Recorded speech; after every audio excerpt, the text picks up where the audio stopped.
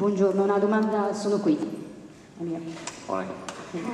È una domanda per Peter Jackson. Lei ha detto di essersi ispirato, o comunque è ispirato nel suo lavoro da Hitchcock. Volevo capire un po' meglio questa cosa, come entra nel film, e se mi allaccio alla domanda di Roberto di prima, se è collegata al discorso del suono che faceva, quindi le pagine che si sfogliano e le atmosfere della casa. Grazie.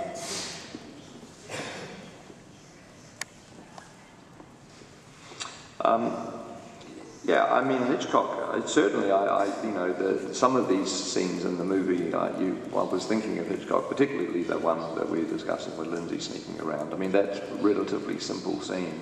I mean, in terms of logistics and you know the visuals and things, there's nothing particularly complicated about it. But I enjoyed it because of that, because it meant that the challenge for me was to not be doing anything too distracting or gimmicky. It was just filming shots of Lindsay, filming shots of Mr. Harvey, and how the scene was assembled for maximum tension was definitely something that Hitchcock was an absolute master at, that type of scene. And so I was aware that I was walking in some very big shoes with those sorts of scenes, which was great, because I haven't done a lot of that type of shooting before. I mean, you know, this very simple suspense.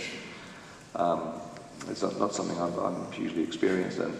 And but Hitchcock, I mean, my favourite Hitchcock thing really is his quote from him, where he says, he said, "Some people's films are slices of life, mine are slices of cake." And I've always loved that quote, because that to me is exactly how I feel. I don't make movies for any particular reason other than to entertain people, and you know, because I'm aware that the primary responsibility that I have as a filmmaker really is to ask an audience to part with, you know, $20 or 20 euros or whatever it is, and to trust us that we're going to deliver a form of entertainment that's worth that money, and we're not going to rip them off or cheat them out of it. You know, there is a certain responsibility in between filmmaker and audience that's based on entertainment value, which I do take that quite seriously. And the sound, well, just to actually deviate slightly from the sound, because the other aspect of that sequence that you're referring to with Lindsay is the some of the shots that I was filming, especially when she's got the floorboard in her fingers and she's trying to lower it back on the floor. I found this amazing little camera it's called an Iconics camera, and it's about the size of a matchbox. And it's got a little plastic lens. It's a very cheap camera, and it sort of films on high definition video.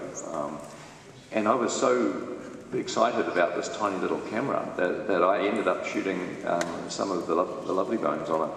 So it's not a big film camera, it's just teensy tiny. And I think the actors, particularly Stanley, thought I was completely insane, because he was sitting there and I had this little camera in my hand and was sort of putting it near his eyeball and his teeth and his fingers and kind of getting these weird, wacky shots with it. And I didn't really know whether the camera would hold up when we came to edit the footage, and with the 35mm footage. I shot safety shots in a much more boring way with the 35mm camera. But as it was, we managed to, through post-production in the film lab, we managed to make these digital iconic shots match the film shots quite well. So some of the weird vibe of the shots of Lindsay lowering the floorboard, and also other shots elsewhere in the movie of Stanley in the underground room with Saoirse. I use it there occasionally, and when he's alone in his house. Some of it's due to this funny little camera that I was using. I was quite excited about that. Prego, questa è l'ultima domanda. Salve, ho una domanda per il maestro Peter Jackson. Volevo chiederle, lei ha tratto la trilogia